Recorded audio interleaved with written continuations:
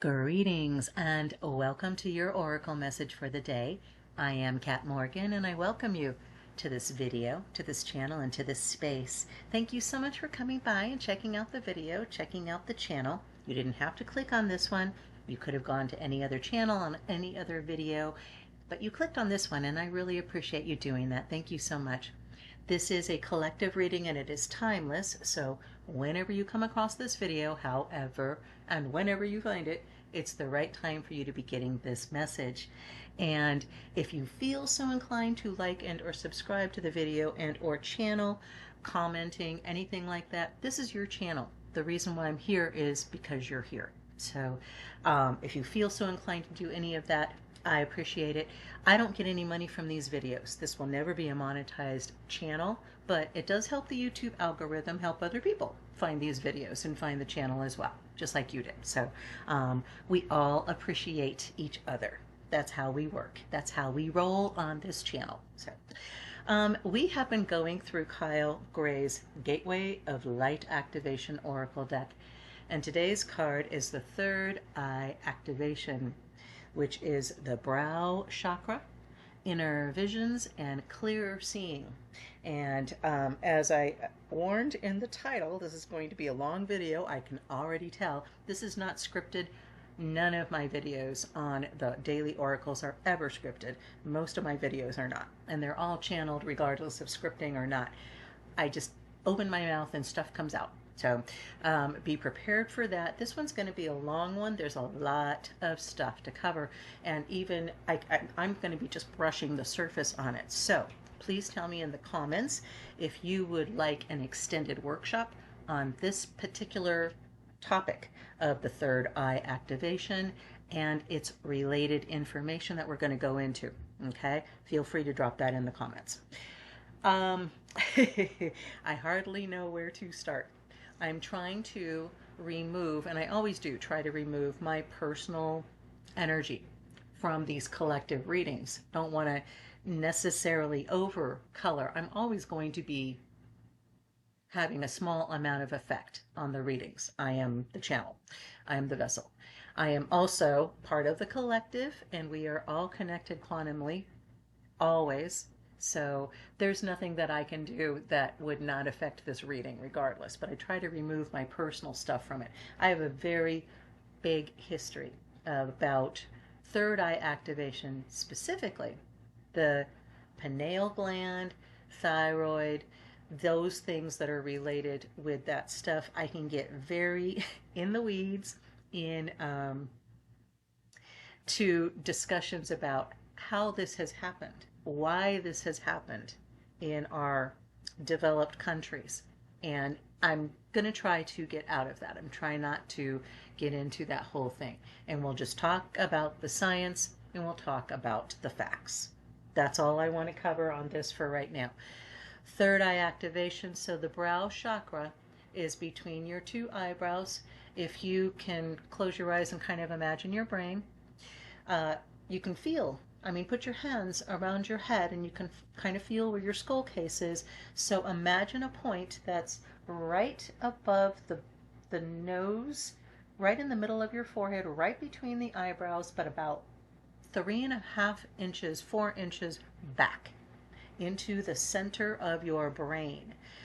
Hidden deep within everything is the pineal gland. This is a small pine cone shaped gland, and I'm going to go over a lot of just like I said, high level surface stuff information. But third eye activation, the reason why they consider the pineal gland the third eye is that we have literally discovered through scientific investigation and experiments that we have a third, basically optical receptor that is this third eye gland, this pineal gland, that can act as a receptor. It takes the information from our physical eyes for light and dark and tells our hormones whether to produce chemicals for daytime or nighttime, for awake and asleep. And that's what it does physically. but the third eye, spiritual, cosmic energy chakra, really, the energy center, is related to intuition, into seeing things that you can't see with your eyeballs.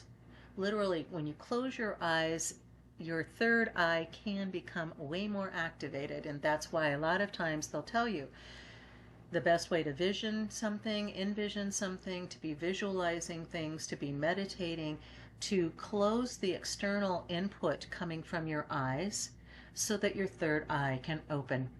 It's as simple as that, but what can block it many times, besides spiritual energy, besides blockages that you've created for yourself, either intentionally or unintentionally. A long time ago, I turned off my third eye intentionally because I was getting so many visions of things that were just so horrible that I didn't want to see it anymore. Now I have learned how to process those visions, but also how to encourage other visions that are also of the future that aren't necessarily catastrophic. So I do want to tell you, third eye activation is just as important as any other chakra. Okay, it's not more or less. If you don't have it in balance with the rest of your chakras, if you've been working super hard on lucid dreaming and intuition and clairvoyance particularly, you may have it a little bit inflated, a little bit overstimulated. So back it off a little, do a lot of grounding, bring in those dark stones, the reds, the browns, the black stones, and get some severe grounding so that you can get this balanced in your energy centers personally. But let's talk about the pineal gland. It's an endocrine gland. Its main function is the synthesis and secretion of melatonin, which is what we know is the hormone that tells our bodies it's time to go to sleep. You can buy melatonin off the shelf. I will tell you, if you take melatonin supplements, if you take any kind of things that are adding that particular type of hormone, you're actually making things worse. Your body is designed to create this naturally, and if it's not creating it naturally, you need to address the cause of that, not just feed it more melatonin. Again, personal experience, I can tell you that's the way it is. Due to its exceptionally high blood flow and its location that's outside the blood-brain barrier, so it's in its own little chamber within our brain, within our skull. The pineal gland can accumulate significant amounts of calcium and fluoride. Now just think about that for a second. Calcium and fluoride, making it the most fluoride saturated organ of the human body. Both the calcium and accumulation of fluoride may result in melatonin deficiency. So we have all of these things that we're being treated for medically, for insomnia, and for the other related things that are included with that. I'm going to touch bases on that as well. Why why treat the symptoms? Treat the cause. Treat the cause. So we understand that the pineal gland is extremely susceptible to building up fluoride and calcium. How does it build up the calcium specifically? Chlorine. Chlorine will encourage calcification of the pineal gland. Where do we find chlorine? In our water. If you're in the United States, 99.9% of the public water systems are treated with chlorine because we're recycling our water, including from waste things. So, and we also have different bugs that go into the natural water table, a lot of times not naturally, because of stuff that we've been doing with pesticides above ground. I mean, there's a whole bunch of things that are all tied into this. And as you can see, we can go into the weeds on this. But a reduction in the functioning of this system can form an appreciable component of aging-associated diseases. Age-associated changes in neuroendocrine and immune networks, particularly age-associated impairments in the functioning of the pineal and thymic glands, are now believed to play an important role in the mechanisms of aging and the development of age-associated diseases. So we're not joking here. Again, we are trying to treat age-related diseases, things like dementia, Alzheimer's, bone loss, organ failure, cellular degeneration. All of these things are related to our hormones, and our hormones, one of the primary glands that moderate all of our hormones, our chemical balance in our body, is the pineal gland. So just keeping that in mind. As I said, the pineal gland tells the body whether there's light or darkness. It also includes the season you're in and the length of days. Research shows the pineal gland also helps in regulating body temperature. It plays the role in controlling your sleep patterns, how you make decisions, and how you perceive reality. So we're not even just talking physical stuff here, we're talking psychological health. Psychological good health is absolutely tied in with your hormones. You know, when you're going through your monthly cycles, and men go through that just as well as women, as you guys know, as you men know. Every month you'll get a little cranky, you feel out of sorts, maybe it's the full moon, maybe it's the new moon, maybe it's a not moon, whatever it is, but you go through the same thing. You just don't have necessarily the same physical symptoms that women do if they are childbearing age, right? But we all go through hormonal cycles on a regular basis all the time. And the pineal gland, all of those glands that are related to it, are all affecting our moods, our emotions, how we feel physically. So, I mean, just crazy stuff, crazy stuff. Sometimes the pineal gland develops calcium spots, also known as calcification. Unlike most of your brain, the blood-brain barriers don't fully protect the gland from the rest of the body. Instead, it receives a significant blood flow amount, only second to the amount the kidneys get. This gland is also surrounded by and immersed in cerebrospinal fluid. This causes it to camp out in a tiny area behind the pituitary gland. Other things that can be affected in your body and calcified include joints, that's where we get arthritis from, heart valves, and breast tissue. Sometimes calcification affects the functioning of the affected organ. Okay, so calcification, we want to remove calcification, other things that the body relies on the pineal gland for, to strengthen the immune system, to promote healthy bones, to regulate endocrine functions, regulate seasonal rhythms, stress, physical performance, and mood.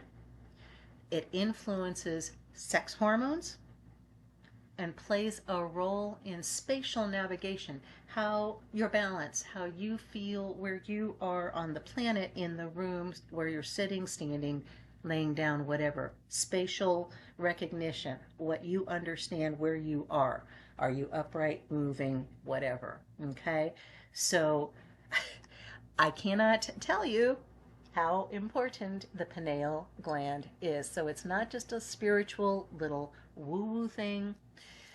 Easy ways to help decalcify, okay? Please do me a favor. I should have said this at the very beginning, and I apologize. Please do the research on your own. Use your favorite database and just Google or search for pineal gland chlorine, pineal gland fluoride. Just look up those two things, pineal gland chlorine, pineal gland fluoride. And you'll find all of the National Institutes of Health, the WHO organization, Centers for Aging and Disease, and all of those places, they've done a whole bunch of research on these topics specifically. Easy ways to decalcify. Watch supplement labels always. I'm going to tell you that straight off, okay? So I recommend adding kelp to your diet, some form of that type of substance. Be careful of what the amounts are that you're putting in. There is iodine in it, and that's what is decalcifying your pineal gland and assists with decalcifying through the rest of your body. I take a green powder supplement that includes spirulina and kelp and a variety of things, and I don't take any other, like a multivitamin supplement or anything like that. Nothing that could possibly contain either iron or iodine.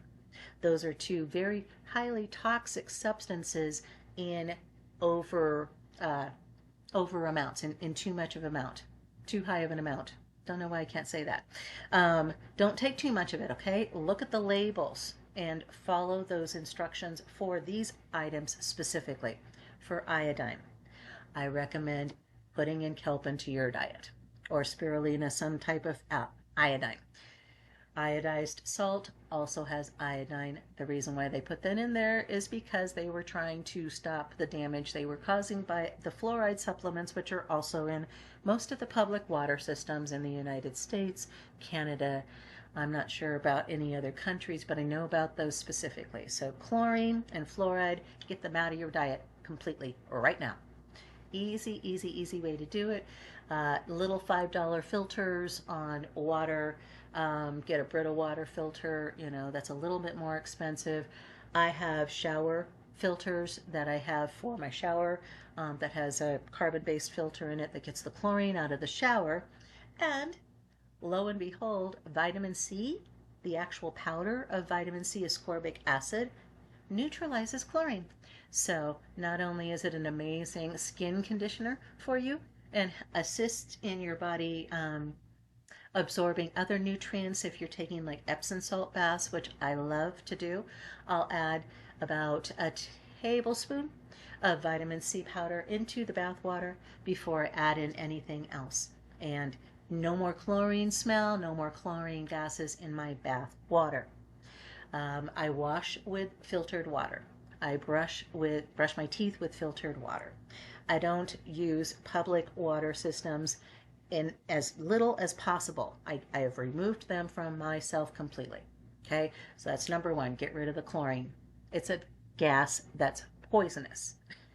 It kills bacteria and viruses and stuff like that. Yes, because it's toxic. So get it out. Get it out. Get it out.